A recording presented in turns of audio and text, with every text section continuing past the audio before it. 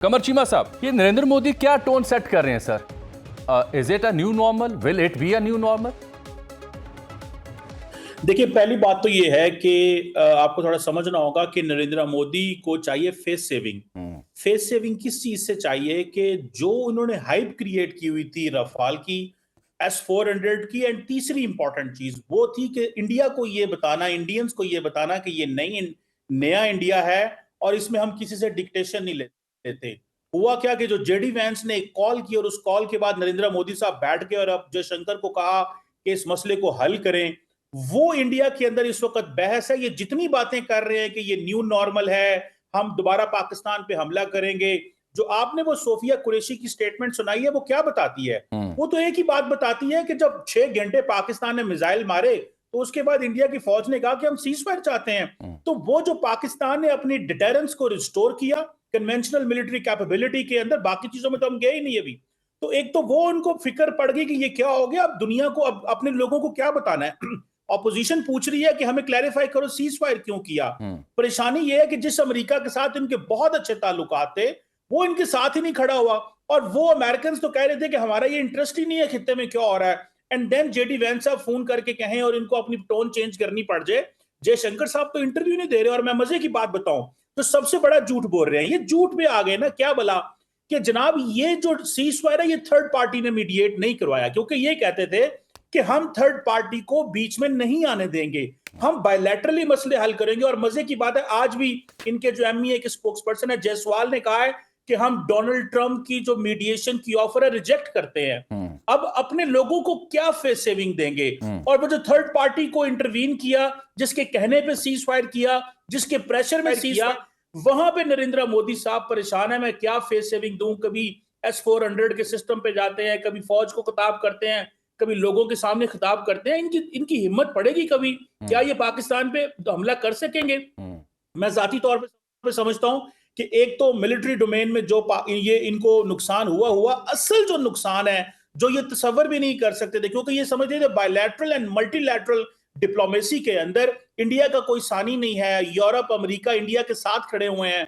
वो वहां से जो शॉक हुआ है उस शॉक की समझ नहीं आ रही, और कहा यह जा रहा है कि बेसिकली अमेरिकन ने इंडिया को बचाया है। अब अगर अमेरिका इंडिया को ना बचाता तो जो अगर आप याद करें कि जेडी वैंस ने कहा था it could be a regional conflict हो सकता है, रीजनल स्टेबिलिटी खतरे में पड़ सकती है। तो वो जो डराया गया है चाइना इंडिया को, वहां से नरेंद्र मोदी परेशान हो गए कि मैं तो थोड़ी देर के लिए हीरो बनने लगा था, तो ये जंग हो गई तो मैं फिर क्या करूंगा। तो मेरा ख्याल है कि अब ना तो अमेरिकन उस तरह सपोर्ट कर रहे हैं, ना इनका कोई दोस्त इनके साथ खड़ा हुआ, डोमेस्टिक ऑडियंस इनके खिलाफ हो गई। अब ये सवाल किए जाने शुरू हो गए हैं, और अब जब थर्ड पार्टी ने मीडिएट करवाया तो फौरन कहना शुरू कर दिया ये तो हमें फोन आया था।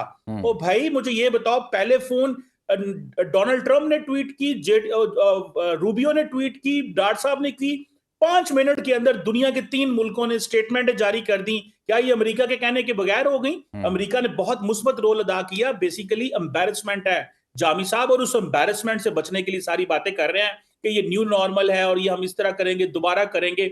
मैं समझता हूं कि पाकिस्तान को इस डिबेट को टर्न करना होगा। और डिबेट जो है ना, ये हमें थोड़ी ऑफेंसिव डिबेट शुरू करनी होगी। उसके ऊपर भी बात करेंगे कि ये जो इंडिया ने न्यू नॉर्मल की बात कर रहे हैं ना, कि उनको ये था कि उरी में हमने छोटा सा हमला किया, बालाकोट में उससे बड़ा हमला किया, अभी पहलगाम के बाद एक और हमला किया। मैं समझता हूं इनका ये जो न्यू नॉर्मल है, इसको पाकिस्तान को एक ऑफेंसिव अंदाज से पेश करना होगा दुनिया के सामने। देखिए, दुनिया ने कश्मीर इशू को फिर एक कॉन्फ्लिक्ट मान लिया, बिल्कुल ठीक, मीडिएशन की बातें शुरू कर दी। ये कहते थे ये हमारा। कमर चीमा साहब, आप कह रहे थे कि ये जो मोदी ने नया राग अलापा है न्यू नॉर्मल का, इसका जवाब ऑफेंस है। कैसे? जवाब तो हमने दिया उनकी जारहियत का, बट अब इस नए नैरेटिव का जवाब कैसे? जरा सादा लफ्जों में बयान कीजिए। जी, देखिए, मैं इसमें आपको बताता हूं कि करना क्या है। देखिए, पहली बात तो यह है कि आपको पता है कि पाकिस्तान विक्टिम है। हम दहशतगर्दी से मुतासर हैं। हमने अरबों डॉलर का नुकसान भी कराया है और हजारों जानें भी दी हैं। और जामी साहब, दुनिया में कोई दूसरा मुल्क नहीं है जो पाकिस्तान के बारे में ये बातें करता हो कि ये दहशतगर्दी को स्पॉन्सर करता है। मुझे जो चीज नजर आती है, जो हमें करने की जरूरत है और जो हम नहीं कर पा रहे, वो ये है कि ऑफेंसिवली अपना ये नैरेटिव एस्टैब्लिश करने की जरूरत है कि हम विक्टिम हैं, हम परपेट्रेटर नहीं हैं। और सिर्फ इंडिया ही ये काम कर रहा है कि वो पाकिस्तान के अंदर दहशतगर्दी करवा रहा है। मुझे ये बताएं, क्या हमारे पास लिस्ट नहीं है कि हमारे शोहदा कौन से हैं? हमारे पास लिस्ट नहीं है कि हर महीने कितने दहशतगर्दी होते हैं? जाफर एक्सप्रेस का हमला देख लें। बिल्कुल ठीक। क्या हम इंटरनेशनल कम्युनिटी को ये लिंकेजेस नहीं बता सकते? क्या हम डॉसियर्स नहीं दे सकते? क्या हम दुनिया को के सामने ये अपने डिप्लोमेटिकली कंपेन नहीं कर सकते कि दहशतगर्दी के वाकयात पाकिस्तान में हो रहे हैं? क्या अजीत दोवल ने नहीं कहा था डिफेंसिव ऑफेंस कि हमें उनके अंदर जाके घुस के मारना है उनको? क्या क्या क्या हमने नहीं देखा कि बीएलए जो है वो इंडिया से मदद ले रही है? इनके फाइनेंशियल लिंकेजेस मौजूद हैं। क्या हमें नहीं पता कि एफएटीएफ को कैसे एक्टिवेट करना है, कि ये दहशतगर्द जमातों को जो है वो फंडिंग कैसे मिल रही है? क्या हमें नहीं पता एंटी मनी लॉन्ड्रिंग के हम तो अफेक्ट ही रहे हैं? क्या हमें नहीं पता कि किस तरह इंडिया ने ट्रांसनेशनल रिप्रेशन की मूवमेंट पाकिस्तान के अंदर शुरू की? जामी साहब, हमारा केस तो मजबूत है। कनाडा के बारे में बताएं, जब कैनेडियन पार्लियामेंट के अंदर कैनेडियन वजीर आजम ने यह कहा था कि इंडिया की गवर्नमेंट के एजेंट्स इन्वॉल्व हैं कैनेडियन को कत्ल करने में, तो क्या फाइव आइज इंटेलिजेंस अलायंस को नहीं पता कि इंडिया का क्या किरदार रहा है? मुझे यह बताएं, कतर के अंदर क्या रॉ के नॉन नेवी के लोग, क्योंकि डेथ सेंटेंस नहीं हुई थी for doing surveillance on the Qataris, और नरेंद्र मोदी साहब माफी मांग के आए थे? मैं समझता हूं हमारा जो सारे का सारा जो पॉलिटिकल मीडिया डिस्कोर्स है as a student of politics, तगड़ा है, ये तगड़ा है, इसको हाईलाइट कंज्यूम है, बिल्कुल इंटरनली कंज्यूम है। एक आखिरी पॉइंट जामी साहब, आखिरी पॉइंट, हमें पता ही नहीं इस खित्ते में क्या हो रहा है। बिल्कुल ठीक, हमें अपने थोड़ा सा जूम आउट करके इस खित्ते को भी देखना और दुनिया को बिल्कुल ठीक। मैं ये अगले चंक में इस मौजू पे बात करूंगा। डॉक्टर साहब, बहुत अहम नुकता आपने उठाया, लेकिन अभी तक जो कुछ हुआ उसमें लोग स्ट्रेटेजिकली चीजों के बारे में जानकारी जानना चाह रहे हैं। तो आमिर मसूद साहब, ये तासुर दुरुस्त है कि जब पाकिस्तान ने ये 5 तैयारे गिराए तो उसके बाद दोबारा कभी राफेल नहीं उड़े, दीगर जहाज जरूर उड़े, उन्होंने सरहद से कई 100 मील दूर ले गए वो राफेल को? जी बिल्कुल, ये एक हकीकत है कि उसके बाद राफेल नजर नहीं आए, हवा में नजर नहीं आए।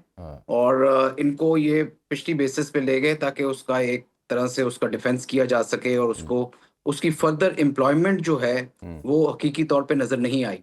और ये एक एडवांटेज होता है दूसरी एयरफोर्स के लिए कि अगर उनके जो इस तरह के हाईटेक और जो जिसको आप सेंटर ऑफ ग्रेविटी कह सकते हैं, वो तैयारे अगर एक डिफेंसिव मोड में चले जाएं, उनको पीछे ले जाया जाए, तो you have the liberty to, मतलब आपके पास एक किस्म का कंट्रोल ऑफ एयर आ जाता है, और आप अपने जितने भी ऑपरेशंस हैं वो काफी फ्रीडम के साथ कर सकते हैं। बिल्कुल। तो ये बात आपकी ठीक है बिल्कुल कि अपने तैयारों को प्रोटेक्शन के तौर पे पीछे ले गए, या कम से कम उन बेसिस पे ले गए कि जिससे उनको दोबारा से परवाज में वो जहाज नजर नहीं आए। हालांकि इन्होंने पहले भी जब हमारे जो निशाने बनाए थे टारगेट्स, वो अपनी सरहद के अंदर ही रहते हुए बनाए थे। बिल्कुल ठीक, बिल्कुल ठीक। कम से कम 40 से 50 किलोमीटर वो अंदर थे। ठीक।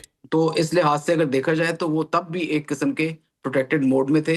मगर वो एक अलग बात है कि हमारे जो उस वक्त डिफेंस पे जहाज थे जिन्होंने शूट डाउन किया, उन्होंने इसे टाइमली पिक किया और फिर इसको निशाना बनाया।